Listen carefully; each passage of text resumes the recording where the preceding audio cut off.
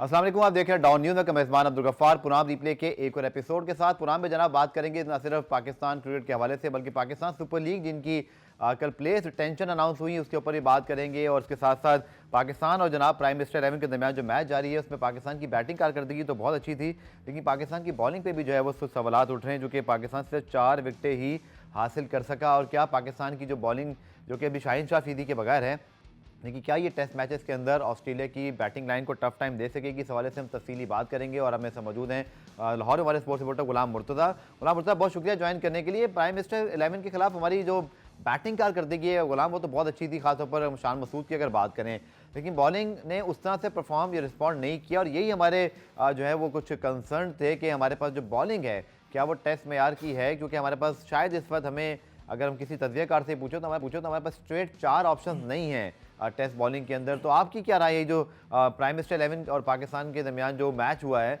I think bowling ने वो जो हमारे खदशात थे उस किसी हद तक उसको ठीक भी साबित किया है।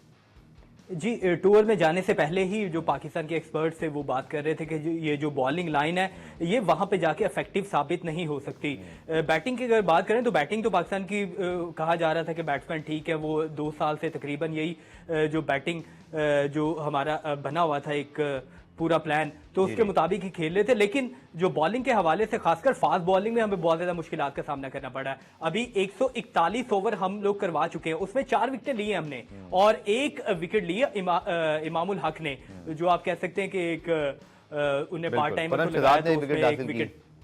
जी जी बिल्कुल, इब्रार ने 1 विकेट हासिल की, फ़हीम अशरफ ने 1 विकेट हासिल की और खुरम शहजाद ने 1 विकेट हासिल की। लेकिन अगर इनके ओवर्स की बात करें तो फ़हीम अशरफ भी तकरीबन 22 ओवर कर चुके थे, खुरम शहजाद 27 ओवर कर चुके हैं और इसी तरह जो इब्रार अहमद है वो भी 26 ओवर कर चुके हैं। तो इस वजह से पाकिस्तान के जो बॉलर्स हैं उन्हें बड़ी ज्यादा मुश्किलात का वहां पे सामना करना पड़ा है। 141 ओवर में सिर्फ 4 विकेटें आपने ली हैं, तो ये जब टेस्ट सीरीज शुरू होगी तो उसमें और ज्यादा मुश्किलात होंगी। अभी तो उनकी प्रॉपर साइड नहीं खेल ली, तो यही बॉलिंग लाइन हमारी खेलेगी। इनमें शाहीन शाह अफरीदी आ जाएंगे या हसन अली आ जाएंगे।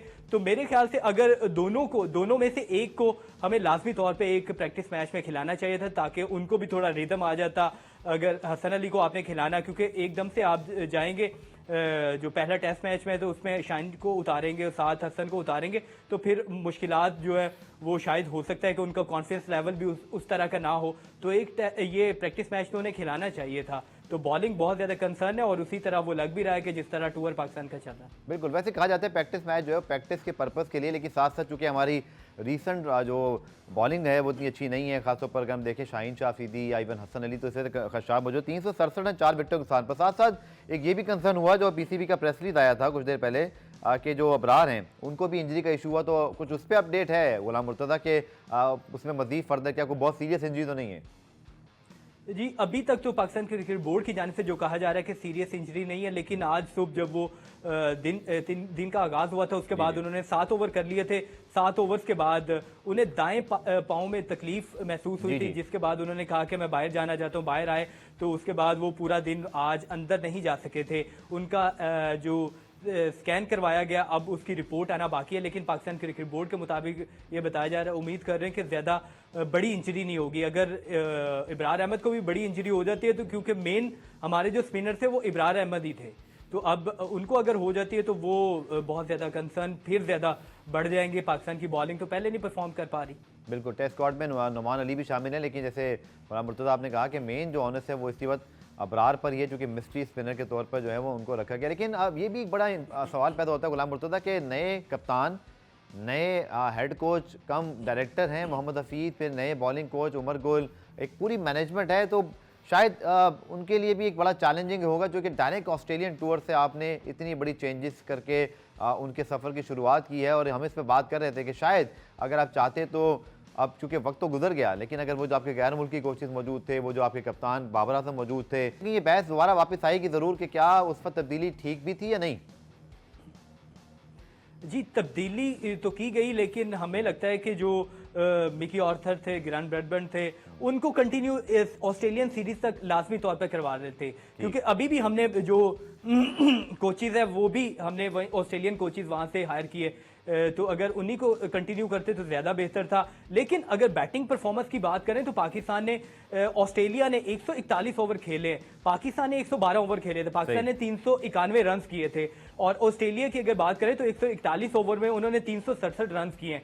तो बैटिंग की जो परफॉर्मेंस है वो तो कुछ बेहतर नजर आ रही है। उनमें भी ईशान मसूद ने क्योंकि बड़ा ज़बरदस्त परफॉर्म किया और पहली उनकी असाइनमेंट है उसमें उन्होंने परफॉर्म किया तो बड़ी अच्छी बात है। लेकिन बॉलिंग में हमें मुश्किलात का सामना करना पड़ता है। पहले भी जिस तरह पहले भी जो माजी में जो टूर है उसमें हमारे बॉलर्स को बहुत ज़्यादा दिक्कत होती है। हालांकि हमारे फास्ट बॉलर अच्छे हैं, बहुत तेज फास्ट बॉलर भी हैं, लेकिन उनके होते हुए भी हमेशा से पाकिस्तान को ऑस्ट्रेलिया के टूर में मुश्किलात का सामना करना पड़ता है। अभी भी जो हमारे अगर देखा जाए तो जैसे खुर्रम मंजूर है या अमीर हमजा है तो वो फास्ट बॉलर, आप उन्हें फास्ट बॉलर नहीं कह सकते, आप उन्हें मीडियम पेसर कह सकते हैं। तो उन्हें तो बहुत ज्यादा मुश्किलात होंगी क्योंकि वहां पे लेंथ और पेस नहीं है, तो उसके बाद जो फास्ट बॉलर को मुश्किलात का सामना करना पड़ता है। ठीक है, साथ साथ अगर मैं आपसे पूछूं गुलाम मुर्तज़ा के जो प्लेइंग 11 है पहले टेस्ट की, जो कि इस टेस्ट मैच के बाद आपको बड़ी हद तक अंदाजा हो जाता है कि क्या टीम मैनेजमेंट की सोच है, लेकिन शाहीन शाह अफरीदी के अलावा लगता है बॉलिंग में जितने ऑप्शन हैं वो हमें डिस्कस करने पड़ेंगे। खुर्रम शहजाद का आपने नाम दिया, मीर हमजा हैं, मोहम्मद वसीम जूनियर हैं, हसन अली हैं,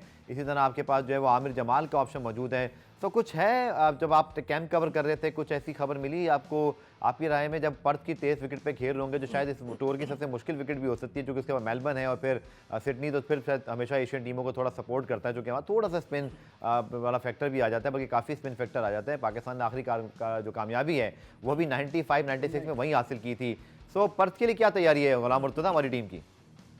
ज्यादा चांस तो यही लग रहा है कि शाहीन शाह अफरीदी खेलेंगे, साथ उनके हसन अली खेलेंगे और उसके बाद इम्कान है कि शायद क्योंकि फ़हीम अशरफ तो तीसरी ऑप्शन होंगे, एज ए ऑलराउंडर के तौर पे उन्हें खिलाया जाएगा, खुर्रम मंजूर को खिलाया जा सकता है। लेकिन मीडियम पेसर के लिए वहां पे मुश्किलात होती हैं हमेशा से, तेज फास्ट बॉलर वहां पे इफेक्टिव हो सकते हैं। इसीलिए हारिस रऊफ को कहा गया था कि आप चलें हमारे साथ और ऑस्ट्रेलिया में टेस्ट मैच खेलें।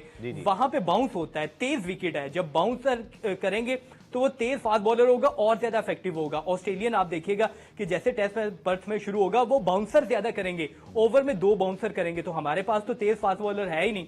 अगर तेज फास्ट बॉलर हो तो वो ज्यादा इफेक्टिव है। मीर हमजा की आप बात कर रहे हैं, इंग्लैंड जैसी या न्यूजीलैंड की कंडीशन हो तो वहां पे मीर हमजा इफेक्टिव हो सकते हैं और फर्स्ट क्लास में उन्होंने परफॉर्म तो किया। लेकिन ऑस्ट्रेलियन कंडीशन में जो हमारा ट्रैक रिकॉर्ड रहा या जिस तरह वहां पे फास्ट बॉलर बॉलिंग करते हैं, तो सीम बॉलर का वहां पे इफेक्टिवनेस इतनी ज्यादा दिखाई नहीं देती जितने तेज बॉलर जो इफेक्टिव होते हैं, बाउंसर करते हैं, बाउंस मिलता है, तो उससे वो सीम बॉलर को इतना ज्यादा जो फायदा नहीं होता। अभी बात कर रहे थे, एक वीडियो सोशल मीडिया पे आ रही कि नसीम शाह 2019 में 16 साल की उम्र में वहां पे गए थे, तो इफेक्टिव हुए थे, बाउंसर मारा था पहले ओवर में ही और डेविड वार्नर को लगा था, तो वो इफेक्टिव तेज फास्ट बॉलर हो सकते हैं। तो जो सीमिंग बॉलर है ऑस्ट्रेलियन कंडीशन में उन्हें मुश्किलात जरूर होंगी। तो चलिए ये भी बता दीजिए, कुछ प्रेस रिलीज तो आया था, लेकिन अपडेट क्या है नसीम शाह की, जो कि उनकी वापसी का सब कोई इंतजार कर रहा है, उन्होंने इस्लामाबाद यूनाइटेड भी ज्वाइन की, ये भी बातें हैं कि क्या पूरा सीजन खेल सकेंगे नहीं खेल सकेंगे। पाकिस्तान क्रिकेट बोर्ड की जो मैनेजमेंट है वो क्या सोची नसीम शाह के हवाले से, चूंकि इस पर तो अनफिट है, आई थिंक वो कहा गया था बैटिंग प्रैक्टिस तो शुरू करेंगे, लेकिन हमें उनकी बैटिंग से ज़्यादा उनकी बॉलिंग प्रैक्टिस, उनके रिदम का इंतजार है। बट आपको लगता है कि पाकिस्तान सुपर लीग के पूरे सीजन में अवेलेबल होंगी और फिर इंटरनेशनल क्रिकेट में उनकी वापसी गुलाम मुर्तज़ा आपके ख्याल में कब तक एक्सपेक्टेड है?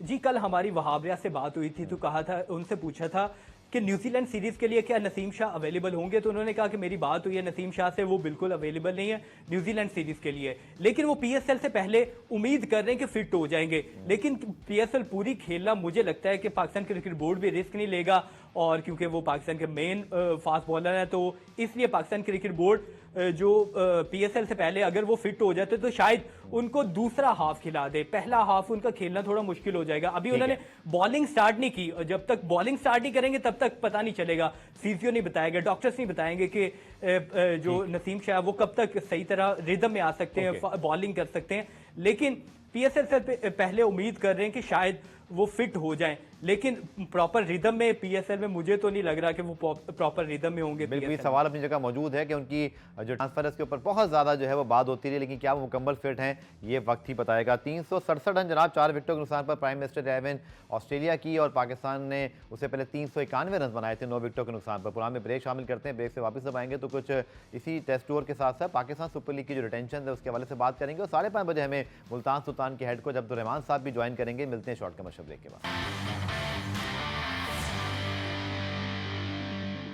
तो जनाब कुछ बात करते हैं पाकिस्तान सुपर लीग के हवाले से कि डिटेंशन तो कल अनाउंस हुई, लेकिन साथ साथ फैंस ये भी बहुत ज़्यादा सवालात पूछ रहे हैं कि जो बड़े प्लेयर्स हैं, जैसे कि हम ऑस्ट्रेलिया की बात करें, न्यूजीलैंड की बात करें, साउथ अफ्रीका की, तो ये इनके बहुत सारे बड़े प्लेयर्स पाकिस्तान सुपर लीग में इस बार भी नहीं आए, जबकि डेविड मिलर और टिम डेविड और यहाँ तक कि राशिद खान की शमूलियत भी जो है वो इस वक्त गैर यकीनी है। टिम डेविड और जो आपके डेविड मिलर हैं उनकी तो खैर रजिस्ट्रेशन ही नहीं हुई। तो गुलाम मुर्तज़ा, फैंस का अगर आप सोशल मीडिया पर रिएक्शन देखें रिटेंशन पे, अपनी अपनी टीमों के लिहाज से पुरजोश ज़रूर हैं, बहुत सारी बातें हो रही हैं, ओवरऑल हमारी लीग का स्टैंडर्ड भी बहुत अच्छा है, लेकिन पिछले एक साल से और अभी दूसरा साल आ गया, कोई बहुत बड़ी न्यू एडिशन हुई नहीं है। तो क्या वजह है? कुछ लोग कह रहे हैं कि जी सैलरी कैप बढ़ाना पड़ेगा, क्या ऑक्शन की तरह जा सकते हैं? कुछ फ्रेंचाइज के लोगों से आप बात हुई, क्या वो भी सेटिस्फाइड हैं इन बड़े नामों से? जी, हमें सैलरी कैप सबसे पहले बढ़ाना पड़ेगा, क्योंकि कोई भी लीग खेलने वाला जो क्रिकेटर है, अभी भी हमारे जो बहुत सारे प्लेयर हैं जो पाकिस्तान से उन्होंने रिटायरमेंट ले ली है, वो लीग इसीलिए खेलने जाते हैं कि उन्हें पैसा अच्छा मिले। तो इसी वजह से जब पाकिस्तान सुपर लीग का जो सैलरी का गैप है दूसरी लीग से वो ज्यादा होगा, तो फिर बड़े प्लेयर नहीं आएंगे। तो इसलिए पाकिस्तान को भी, पाकिस्तान क्रिकेट बोर्ड को ये सोचना चाहिए कि जो सैलरी कैप है उसको बढ़ाना चाहिए, उसमें इजाफा करेंगे तो दूसरे प्लेयर भी आएंगे, बड़े प्लेयर भी आएंगे। दूसरा आपने बात की तो हमारी जो लीग है वो बेहतर है, उसका स्टैंडर्ड बेहतर है। स्टैंडर्ड इसीलिए बेहतर है कि हमारे लोकल प्लेयर बहुत अच्छे हैं। अगर लोकल किसी भी लीग को जो उठाने वाले, उस लीग का जो सबसे बड़ा जो आप कह लें कि बैकअप या बैकबोन है, वो उनके लोकल प्लेयर्स होते हैं। तो हमारे लोकल प्लेयर बहुत अच्छे हैं, इस वजह से लीग को चार चांद लग जाते हैं। लेकिन पाकिस्तान क्रिकेट बोर्ड को इस मुतालिक सोचना चाहिए कि बड़े प्लेयर्स को कैसे लेके आना है, और इसका जो ड्यूरेशन है वो भी देखना चाहिए। हमने जो ऐलान तो कर दिया कि हमने इन डेट्स में पाकिस्तान सुपर लीग का इनेकाद करना है, तो उन डेट्स में इंटरनेशनल कमिटमेंट्स हैं। अगर आप देखें, ऑस्ट्रेलिया की सीरीज है, अभी साउथ अफ्रीका की सीरीज शुरू हो जाएगी, इंग्लैंड की सीरीज है, वेस्ट इंडीज की सीरीज है। जब इतनी ज्यादा इंटरनेशनल क्रिकेट हो रही होगी तो पाकिस्तान सुपर लीग में जो दीगर ममालिक के बड़े प्लेयर्स हैं वो कैसे आएंगे? सैलरी कैप बढ़ाना पड़ेगा, और दूसरा आपको उन डेट्स में पाकिस्तान सुपर लीग का इनेकाद करना पड़ेगा जब इंटरनेशनल जो टूर्स हैं या इंटरनेशनल जो कमिटमेंट्स हैं वो कम हो। बिल्कुल, क्योंकि IL-T20 को अगर आप देखें गुलाम मुर्तज़ा, तो IPL तो चले दुनिया की बड़ी लीग है, लेकिन IL-T20 तो अभी जस्ट रिसेंटली शुरू हुई, तो वहाँ डेविड वार्नर, ट्रेंट बोल्ट जैसे प्लेयर, इमाम मोइन अली और बहुत सारे इंटरनेशनल प्लेयर्स वहाँ खेल रहे हैं। और दूसरी एक वजह ये भी है, जैसे आपने सही फरमाया कि जो हमारे जो शुरू के सीजन थे वहाँ उस वक्त कंपैटिटर्स नहीं थे, अब कंपैटिटर्स बहुत हैं, और जो कहते हैं ना रिन्यूमरेशन है वो बहुत ज़्यादा बढ़ गया हुआ है। तो वक्त का तकाजा ये, चूँकि फैंस खुश ज़रूर होते हैं पाकिस्तान सुपर लीग से, इस बार भी खुश हैं, लेकिन आप भी सोशल मीडिया पे इम्पैक्ट देख रहे होंगे। आई थिंक जब हम इस वीडियो को यूट्यूब पर डालेंगे तो आप देखिएगा कितने कमेंट्स आएंगे कि लोग बहुत डिमांड कर रहे हैं कि जो मैक्सवेल हैं, कमिंस हैं, स्टार्क हैं, बेन स्टोक्स हैं, इसी तरह रबादा हैं, कॉन्टेंट डिकॉक हैं जो कि अब रिटायर हो गए हैं, डेविड वार्नर जिनकी अब आखिरी सीरीज़ है टेस्ट क्रिकेट के हवाले से मैं बात करूँ, तो इस तरह के चंद एक प्लेयर भी अगर आते तो शायद फैंस एक्साइटिंग होते, क्योंकि इस बार मेरे ख्याल में, जाता मुझे याद है, तमाम वही प्लेयर्स हैं बड़े जो लास्ट टाइम भी खेल रहे थे। बल्कि बहुत सारे ऐसे प्लेयर हैं जो लास्ट सीजन में खेल रहे थे, वो इस सीजन के लिए उन्होंने टिम रजिस्ट्रेशन डेविड नहीं और करवाई। उसमें जो डेविड मिलर भी शामिल थे।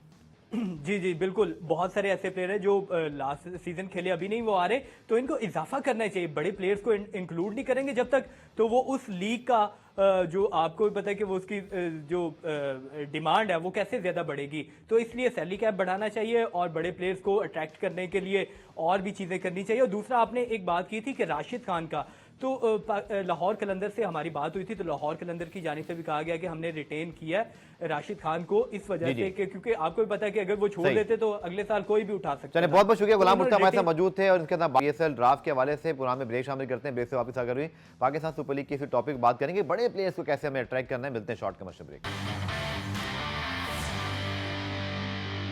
प्रोग्राम रिप्ले में खुशामदीद, और जनाब बात करते हैं पाकिस्तान बामुकाबला प्राइम मिनिस्टर 11 पे भी। पाकिस्तान की बॉलिंग पे जो खदशात हैं वो कुछ उसके बादल गहरे हुए हैं, और साथ साथ पाकिस्तान सुपर लीग में जनाब बड़े प्लेयर्स क्यों नहीं आ पा रहे, इसके हवाले से भी बात करेंगे। सीनियर स्पोर्ट्स तजज़ियाकार और स्पोर्ट्स एंकर मिर्जा इकबाल भाई साहब ने हमें ज्वाइन किया, बहुत शुक्रिया इकबाल भाई। सबसे पहले तो जो हमने कल बात की थी कि असल इम्तिहान हमारी बॉलिंग का ही है। आप देखिए 367 रन बन गए 4 विकेटों के नुकसान पर। अबरार को भी इंजरी का प्रॉब्लम हुआ, शाहीन शाफिदी को हमने खिलाया नहीं। कुछ सरप्राइज हुए कि आप शाहीन जो कि वनडे फॉर्मेट खेल के आ रहे थे और टेस्ट मैच से पहले एक मौका था इन कंडीशंस में खेलने का, but we opted to rest him. मेरे ख्याल में ये सारी चीजें प्रोफेसर साहब कर रहे हैं, जिनको अब मैं प्रिंसिपल कहता हूँ कि क्या तजुर्बात किए जा रहे हैं। आप देखें इस इनिंग्स में प्राइम मिनिस्टर 11 की 8 बॉलर्स आजमाए गए, 5 तो रेगुलर बॉलर्स थे और उसके अलावा इन्होंने सऊद शकील से बॉलिंग कराई, बाबर आजम से बॉलिंग कराई और इमामुल हक से बॉलिंग कराई। आमिर जमाल या खुर्रम शहजाद इतने इंप्रेसिव नहीं रहे, इवन फहीम अशरफ या मीर हमजा भी इतने इंप्रेसिव नहीं रहे, और अबरार अहमद सिर्फ एक ही विकेट ले पाए, वो भी उनकी इंजरी का मसला है। मेरे ख्याल में पाकिस्तान की बॉलिंग अब्दुल गफ्फार एक पाकिस्तान के लिए दर्द सर होगी इस सीरीज में, क्योंकि ये पिच ऐसी है कि यहाँ पर चले रन्स के अंबार लगे, लेकिन जो पर्थ की विकेट है वहां पर यकीनन बॉलर्स का इम्तिहान होगा, पाकिस्तानी बॉलर्स का। क्या हम 2 दफा यानी 20 विकेटें ले सकेंगे ऑस्ट्रेलिया की, ये भी एक क्वेश्चन मार्क है। और अब आपके पास बचा कौन है? शाहीन शाह अफरीदी हैं, आप उनको डेफिनेटली खिलाएंगे, और हसन अली को क्योंकि उनका तजुर्बा है। उसके अलावा तीसरा बॉलर कौन होगा ये भी देखना होगा। फहीम अशरफ को खिलाते हैं या वसीम जूनियर को खिलाते हैं, उनको वसीम जूनियर को ये मैच नहीं खिलाया, या मीर हमजा को खिलाते हैं, तो बहुत सारे सवालात जन्म ले रहे हैं। हम इस बैटिंग के खिलाफ आप अंदाजा लगाएं कि आज उनके रैनशाह ने सेंचुरी तो स्कोर की है, और वहां कैमरून ग्रीन भी थे। ज्यादातर खिलाड़ी उनके ऐसे थे जो ऑस्ट्रेलिया की शेफील्ड शील्ड क्रिकेट खेलते हैं, इतने बड़े नाम नहीं थे। उनके खिलाफ हम जिद्दोजहद में मसरूफ नजर आए, तो आप बताएं ऑस्ट्रेलिया की फुल स्ट्रेंथ बैटिंग लाइनअप जब मैदान में उतरेगी तो हमारे बॉलर्स पर कितना दबाव होगा। बिल्कुल आपने ठीक है, और वैसे आपने सही निशानदेही की इकबाल साहब के जो हमारे पास बॉलिंग ऑप्शन है बड़े महदूद हैं। नसीम शाह की इंजरी के बाद वर्ल्ड कप में बुरी तरह एक्सपोज हुए, अब ऑस्ट्रेलिया टूर में लगके लास्ट टाइम भी नसीम शाह बिल्कुल एक रॉ टैलेंट थे, उनको हम लेकर गए थे। ये जो हमारी डोमेस्टिक क्रिकेट है इकबाल भाई, इसके ऊपर फिर हमने कब काम करना है? बहुत सारी बातें हम करते हैं, बड़ी बड़ी और बहुत बार तब्दीलियाँ भी बोर्ड में होती हैं, लेकिन डोमेस्टिक क्रिकेट से क्या हमें प्लेयर्स आना बंद हो गए हैं? सिलेक्शन ठीक नहीं होती है? आप ही क्या राय है, हमें क्यों बहुत फास्ट बॉलर नहीं मिल रहे? जबकि एक ज़माने में लोग कहा करते थे भारत में बैठकर कि पाकिस्तान में जो फास्ट बॉलर होते हैं ये हमें क्यों नहीं मिलते? आपने बिल्कुल सही निशान दी कि डोमेस्टिक क्रिकेट जो है वो जवाल की तरफ गामजन है। अब आप बताएं, नदीम खान को फारिग कर दिया गया था, उनको दोबारा ले आए। जुनेद दिया 3-4 साल से क्या कर रहे? ये डोमेस्टिक क्रिकेट का ऐसा शेड्यूल तरतीब देते हैं कि जब पाकिस्तान की जो सीनियर क्रिकेट टीम है वो गैर मुल्क की दौरे पर होती है, जूनियर क्रिकेटर्स भी, अब पाकिस्तान की अंडर 19 टीम भी गैर वहां गई है Dubai junior Asia ACC Asia cup में शिरकत के लिए। तो जब आपके सीनियर प्लेयर्स नहीं खेलेंगे इन नौजवानों के साथ तो कैसे होगा? आप ऑस्ट्रेलिया का देख लें, बिग बैश, या भारत का देख लें, वहां सारे प्लेयर्स जो है वो खेलते हैं, लेकिन हमारे यहाँ नहीं खेल रहे। हमारे यहाँ शेड्यूल ऐसा बनाया जाता है, ऐसा लगता है कागजों का पेट भरने के लिए कि बस हो जाए, किसी भी तरीके से टूर्नामेंट मुकम्मल हो जाए, चाहे लड़के आए ना आए। अब आप डोमेस्टिक सीजन में देखें, कुछ लड़कों की परफॉर्मेंस बड़ी अच्छी है। साहबजादा फरहान कहाँ चला गया? इतनी अच्छी परफॉर्मेंस दे रहा है, लेकिन उसको नजरअंदाज किया हुआ है। और भी कई क्रिकेटर्स हैं, कामरान गुलाम के साथ इन्होंने जो ज्यादती की कि एक सीजन में उसने पाकिस्तान का रिकॉर्ड बनाया, लेकिन उसको नहीं लिया। तो और फास्ट बॉलर्स, आपने बिल्कुल सही निशानदेही की। अब आप देखें ना, इस डोमेस्टिक T20 क्रिकेट में ऐसे फास्ट बॉलर्स खेल रहे हैं जिनका मुस्तकबिल कुछ ज्यादा रोशन नहीं है, चाहे वो इमरान खान सीनियर हो, इमरान खान जूनियर हो, बहुत सारे ऐसे बॉलर्स हैं। तो आखिर इसकी टीमों का इंतखाब कौन कर रहा है, क्या होगा, इस पे भी देखना होगा। एक बात भी आपसे आखिरी सवाल आज के शो के लिए कि पाकिस्तान सुपर लीग की रिटेंशन आ गई, उस पर हमने डिटेल बात की अभी आपसे पहले, लेकिन बड़े नाम नहीं आ रहे। लोग जो है ना डिसअपॉइंटेड हैं, फैंस बात कर रहे हैं जी कि लास्ट टाइम टिम डेविड थे, डेविड मिलर थे, वो भी नहीं आ रहे। राशिद खान तो चले इंजर्ड हैं, उनके ऊपर भी अगर वो नहीं आते तो लोगों का थोड़ा सा मायूसी होगी, जो कि बड़े स्टार हैं, लेकिन कोई नया एडिशन हुआ नहीं। जबकि PSL 1-2 जब हुआ था इकबाल भाई, आपको याद होगा उस जमाने में क्रिस गेल, वेस्ट इंडीज के तमाम जो वर्ल्ड चैंपियन टीम थी, फिर Shane Watson, Kevin Pietersen, Shaun Tait, आप और हमने मिलकर सारी ये कवरेज की है, स्पेशली जब यूई में फिर पाकिस्तान के इब्तदाई दोनों में आई। वो थोड़ा सा आपको लगता है वो जो चार्म है वो कम हुआ है? बिल्कुल, एक तो चार्म कम हुआ है, दूसरे उसकी बुनियादी वजह अब्दुल गफ्फार ये है कि PSL से पहले कई लीग्स हो रही हैं। IL T20 दुबई में होगी, उसके अलावा David Warner sir Trent Boult भी खेल रहे हैं। बिल्कुल, डेविड वार्नर ने यहाँ आने से मना कर दिया और वहां वो खेल रहे हैं। तो एक तो वहां पैसे बहुत ज्यादा है, दूसरे हमारा सिस्टम नहीं है कि किस तरीके से पैसों को पाकिस्तान क्रिकेट बोर्ड 50 करोड़ जी इसको लाने के लिए फ्रेंचाइज के साथ ताउन करें, ताकि बड़े प्लेयर्स आएंगे तो लीग का नाम बुलंद होगा। बिल्कुल आपने ठीक है, बहुत बहुत शुक्रिया इकबाल भाई, और इंशाल्लाह PSL के हवाले से मजीद भी आपको से मदू करेंगे। प्रोग्राम में इस पर ब्रेक शामिल करते हैं, ब्रेक से जब वापस आएंगे तो मुल्तान सुल्तान के जनाब हेड कोच अब्दुल रहमान साहब में ज्वाइन करेंगे, कुछ उनकी टीम रिटेंशन की जो पॉलिसी है उसके हवाले से और कुछ उनका बैकग्राउंड है वो जानेंगे शॉर्ट कमर्शियल ब्रेक के बाद। पुनाब रिप्ले में खुशामदेद। पाकिस्तान सुपर लीग की रिटेंशन पे हमारी यहाँ बड़ी फोकस रहेगी इंशाल्लाह। तमाम फ्रेंचाइज के जो जिम्मेदारान हैं, कोचेज, उनको मदू करेंगे। लेकिन आज हमारे साथ मौजूद है मुल्तान सुल्तान के हेड कोच अब्दुर्रहमान साहब, जो कि किसी तारुफ के मोहताज नहीं, खैबर पख्तूनख्वा, पेशावर या पाकिस्तान डोमेस्टिक क्रिकेट के किंग हैं। जितने टाइटल उन्होंने खैबर पख्तूनख्वा, पेशावर को जितवाए हैं डोमेस्टिक सीजन में, आई थिंक वो एक रिकॉर्ड है। और अब मुल्तान सुल्तान के साथ भी गुज़िश्ता 3-4 साल से वाबस्ता है, उनको टाइटल भी जितवाया था। अब्दुर्रहमान साहब, बहुत शुक्रिया ज्वाइन करने के लिए। आपकी रिटेंशन स्क्रीन पर कुछ देर में आ जाएंगी। ये बड़ा दिलचस्प और सख्त मरहला होता है जहां आपने 8 प्लेयर रिटेन कर रहे हैं और बहुत सारे अच्छे प्लेयर्स को खुदा हाफिज भी कहना पड़ता है। एक राइट टू मैच का ऑप्शन भी मौजूद है। लेकिन सर, मेरे पास तो बड़ी इंपॉर्टेंट मेरा सवाल रहेगा, रायली रोसो बहुत टॉप परफॉर्मर रहे हैं पीएसएल के। जब वो आपकी टीम में आए थे कोयटा से, मैं आजम खान साहब से पूछा था आपने कैसे छोड़ा, बोलते नहीं गलती हो गई थी और हमें नुकसान भी हुआ। लेकिन रहमान साहब, रायली रोसो रिलीज हुए, बहुत सारे आपके अच्छे प्लेयर रिटेन भी हुए, उन पर बात करूंगा। लेकिन इसके पीछे आपकी बैकग्राउंड सोच क्या थी, क्या आपके जहन में प्लानिंग चल रही है? जी बहुत शुक्रिया भाई। असल में रायली रोसो की बड़ी खिदमत है मुल्तान सुल्तान के लिए। उन्हें जब भी हम टीम बनाते थे तो हम उनके टीम बनाते थे। वो मैच विनर थे, मैच विनर रहे हैं, अभी भी हैं। असल में उनकी ख्वाहिश थी, ये पर्सनली ख्वाहिश थी उनकी। अच्छा। वो जाना चाहते थे, जिसकी वजह से हमने उनकी ख्वाहिश को। तो रहमान भाई, मनाने की, रोकने की कोशिश की? जी बहुत कोशिश, लेकिन अच्छा। अगर उन्होंने रिक्वेस्ट की तो उनकी रिक्वेस्ट को हमने ऑनर किया। उनकी बड़ी खिदमत है हमारे लिए। जी। तो हम स्ट्रेट अवे उनको वो नहीं कर सकते थे कि जी तो हमने कहा कि ठीक है। लेकिन उस दूसरी तरफ इफ्तिखार जो था वो मुल्तान से खेलना चाहता था। और लेकिन बहरहाल जो हमने ट्रेड किया है उसमें बड़े हम स्ट्रॉन्ग साइड पे हैं। ठीक है। हमने इफ्तिखार भी लिया है और हमने प्लैटिनम की पहली पिक ली है। बिल्कुल, प्लैटिनम की पहली पिक, जो लोग ड्राफ्ट को समझते हैं उन्हें पता है कि आपकी बहुत बड़ी पिक जो है यहाँ पर आप कर सकते हैं। और सर, आपके पास तो सबसे अच्छी चीज़ है कि आपके पास सारे 8 के 8 पाकिस्तानी प्लेयर्स मौजूद हैं। आपकी जो ज़बरदस्त किस्म के इमर्जिंग टैलेंट थे, अब्बास आफरीदी, एहसानुल्लाह, उन्होंने क्या कमाल की परफॉर्मेंस दिखाई लास्ट सीजन में और एक रेवोल्यूशन बने हुए थे। रहमान भाई, डेफिनेटली आप लोगों के लिए बॉलिंग तो पिक करना बड़ा आसान था, लेकिन ओवरऑल बताइएगा रिटेंशन करते हुए क्या चैलेंजेस भी होते हैं? जैसे मैंने कहा ना, खुदा हाफिज कहना भी आसान नहीं होता और फिर बहुत अच्छे प्लेयर्स भी कुछ आपको बड़े ना सख्त फैसले करके छोड़ना पड़ते हैं, दिल सख्त करके। जी हाँ बिल्कुल। देखें, जिस टीम ने फाइनल में पहुंचाया हुआ और उसमें आपके पास 18 बंदे हों और 18 बंदों में से आपको सिर्फ 8 रिटेन करने हों तो मुश्किल तो है। बहुत से लोगों के साथ जो है बड़ा अच्छा वक्त गुजरा होता है। लेकिन आप देखें, ये प्रोफेशनल क्रिकेट है, वो आपको बहरहाल इन चीजों से तो गुजरना ही है। तो इसलिए हमने क्या कहते हैं, कुछ लड़कों को जो हमने अपनी असल में जो पिछले साल की परफॉर्मेंस थी उसके एनालिसिस किए, उसको एनालाइज किया कि उसमें क्या कमियां रह गई थी। उन जिन कमियों की वजह से हम फाइनल नहीं जीत सके या हम उस तरह से परफॉर्म नहीं कर सके। तो पिछली दफा हमारे साथ काफी इश्यूज हुए। जो हमने प्लैटिनम की पिक्स ली थी वो अनफिट हो गए, जॉश लिटल, आदिल रशीद, पान, वो वगैरह सके। तो इसलिए हम हमारे जो आपने जिनके नाम लिए, एहसानुल्लाह और अब्बास आफरीदी, उन्होंने बड़ा एक्स्ट्राऑर्डिनरी परफॉर्म किया। हालांकि वो दोनों इमर्जिंग बॉलर। तो बहरहाल ये करना पड़ता है। तो हमने अभी देखा है कि हमने कोशिश की है कि हम अपने लोकल कोर को मजबूत करें। ठीक है सर, सवालात बहुत हैं, लेकिन इंशाल्लाह इस पर बहुत तफसीली निशस्त भी करेंगे। लेकिन आज के शो में जो सवालात है चंद मैं कर लेता हूँ। ना शान मसूद भी आपके बड़े इंटीग्रल पार्ट, आप उनके साथ बड़ा क्लोज काम किया जब वो कप्तान भी थे, वो भी मूव हुए। तो कुछ रहमान भी फैंस जानना चाहेंगे, कराची वाले भी, मुल्तान भी, कि ये जो ट्रेड थी इसकी बुनियाद कैसे शुरू हुई? जी, इत्तेफाक ऐसा है कि हमसे जो काफी ट्रेड हमने की है उनमें ज्यादातर उनकी ख्वाहिशात थी। अच्छा। हमारी ख्वाहिश नहीं थी, हम उन्हें रोकना चाहते थे, लेकिन उनकी ख्वाहिशात थी। और मे बी शायद वो अभी तक उन्होंने उनका नाम अनाउंस नहीं किया, लेकिन वो उनको कप्तान बनाए। जी। तो उन्होंने हमें कहा कि जी मैं जाना चाहता हूँ, कराची से मेरा पुराना ताल्लुक है, मेरा शहर है, तो मैं खेल नहीं सका आज तक वहां से, तो मैं खेलना चाहता हूँ वहां से। तो अगेन हमने उनकी ख्वाहिश को ऑनर किया और हमने उनकी बात मानी और फिर हमने वहां भी एक अच्छी डील की है।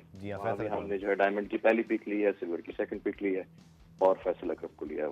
रहमान भी, आपने तो डोमेस्टिक क्रिकेट के सब बच्चों को जानते हैं, आपने बहुत छोटे से इनको जो है वो खेलते हुए देखा। फैसल अकरम के मुताबिक हम यही देखते रहे कि इस लड़के को चांस नहीं मिल रहा, तो ना बहुत सारे लोग बड़े खुश हैं कि अब शायद इस फ्रेंचाइज में उनको एक रोल मिलेगा। तो आप कितने एक्साइटेड हैं? बिकॉज इवन सिर्फ पीएसएल की, मुल्तान सुल्तान की बात नहीं, शायद हमारी नेशनल टीम को भी इस तरह के बॉलर की जरूरत है।